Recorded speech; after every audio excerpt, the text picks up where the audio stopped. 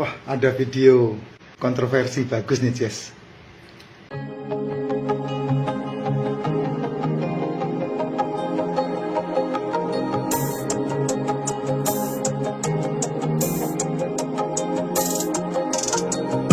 Ya, saya ngefans sama Pak Mahfud MD ini. Orangnya tegas, orangnya jujur, orangnya bijaksana. Saya ngefans banget sama beliau. Tapi memang benar pepatah yang bilang, kalau kamu pengen tahu sifat seseorang itu, kasih dia kekuasaan. Ini masalahnya Pak Mahfud MD ini belum mendapat kekuasaan full ini. Ya, baru dicalonkan untuk menjadi orang nomor 2 yang punya kekuasaan ini. Mohon maaf Pak Mahfud, saya kali ini tidak setuju dengan sampean karena lidah tidak bertulang ya.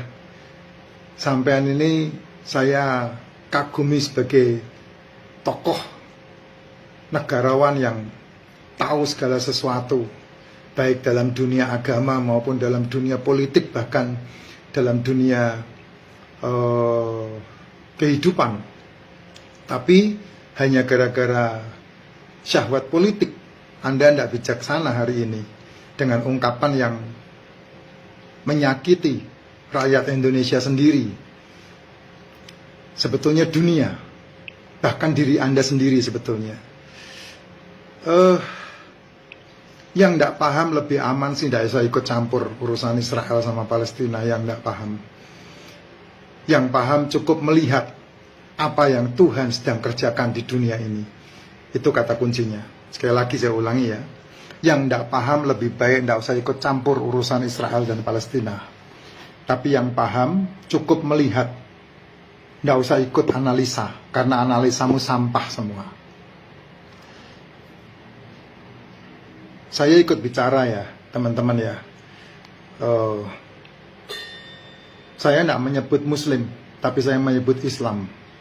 Muslim itu adalah orang yang takut dan takwa kepada Tuhan, atau Muslim itu disebut sebagai dalam bahasa Arab orang yang takut dan takwa kepada Sang Pencipta. Orang Kristen yang takwa dan takut kepada Tuhannya disebut Muslim juga.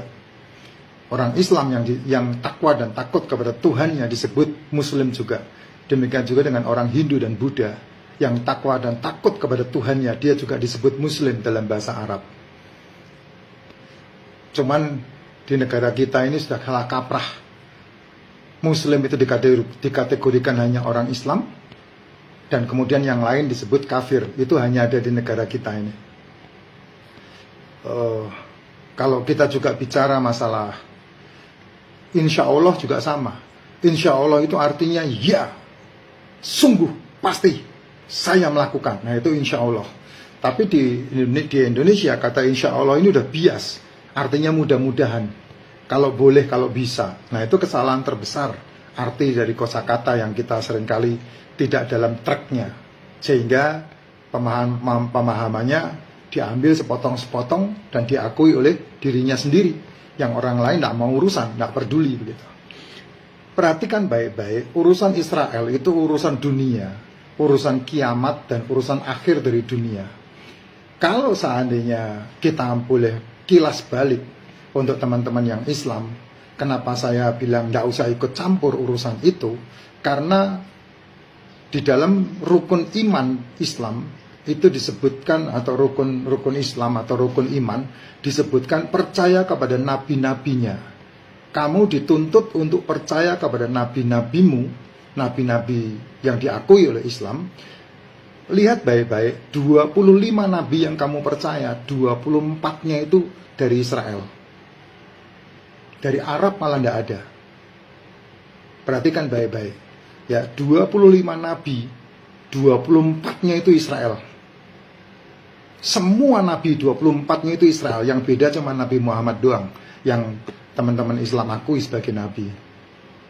Kalau diakui dengan rukun iman, yaitu percaya kepada kitab-kitabnya, 4 kitab yang diakui, ya 4 kitab yang diakui, 3 kitabnya itu 2 milik Israel, Yahudi, 1 milik Kristen, yaitu percaya kepada Taurat, percaya kepada Zabur, percaya kepada Injil, dan percaya kepada Al-Quran. Dan dari kecil saya diajari untuk tidak atau mengabaikan 3 kitab ini di awal, sehingga saya mempelajarinya sendiri. Pertanyaan selanjutnya dari saya, bagaimana kau bisa mengimani? Punya aja enggak, baca aja tidak. Lucu kan? Memang lucu kalian ini. Bagaimana bisa mengimani? Saya waktu minta dibelikan Injil sama bapak saya juga dipukulin sama bapak saya. Ngapain kan kau minta Injil? Permintaan saya dianggap aneh. Padahal bapak saya ngajarkan pada saya, kitab yang wajib diimani ada 4. Quran saya punya, Injil pengen punya. Kenapa saya tidak boleh? Kan harus diimani. Apa yang salah dengan saya? Malah dipukulin. Ya udah, karena dipukulin ya saya ngumpulin duit, beli sendiri. Diumpetin lagi. Karena nggak boleh kelihatan. Seperti itu kita beragama selama ini, tidak terbuka. Terus terang ya, saya pernah benci sama Injil.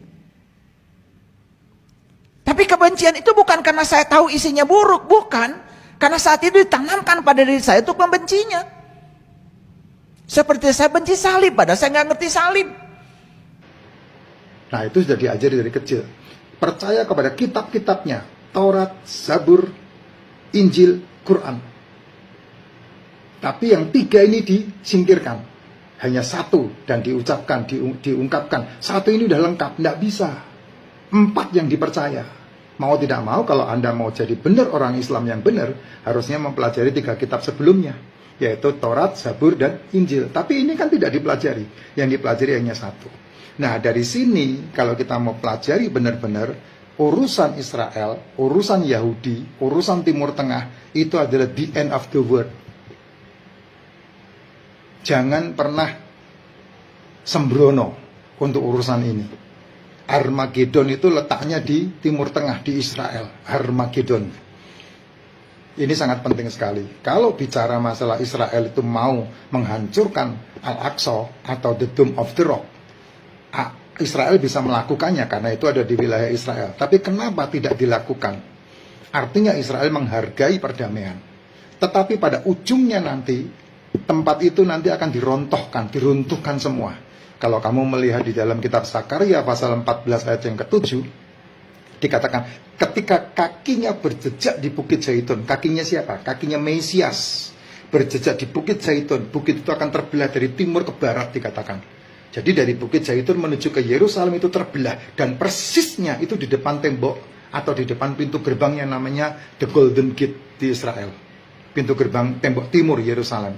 Golden Gate namanya. Dan yang luar biasa di ayat itu, Zakaria 14 ayat yang ke-7 dikatakan, lembah itu akan membentuk lembah yang sangat lebar, bukan sangat dalam.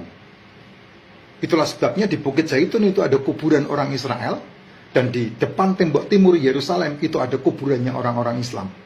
Semua mereka menantikan yang namanya Mesias, Imam Mahdi, yang nantinya masuk ke Yerusalem. Nah, apakah pemahaman ini kamu tahu atau tidak? Ya monggo silahkan. Kalau kamu tahu ya bersyukur, kalau kamu tidak tahu ya ini pengetahuan buatmu. Ya, tidak boleh satu kata pun mengucapkan. Karena siapa yang mengutuki orang Israel, dia akan terkutuk. Siapa orang yang memberkati orang Israel, dia akan diberkati. Ini hukum dunia yang sudah ditetapkan semenjak Abraham dipilih menjadi nabi pertama yang muncul untuk membentuk satu bangsa yang akan menjadi berkat bagi bangsa-bangsa yang lainnya, yaitu Israel. Nah, sekarang ini sudah banyak pemahaman yang sudah disimpang siurkan ke sana kemari. Nah, pesan saya cuma satu, kalau kamu pengen tahu sejarah Israel, jangan pernah dengarkan dari guru-guru, tapi bacalah kitab Taurat. Disitulah sejarah yang asli dari bangsa Israel yang kamu harus tahu.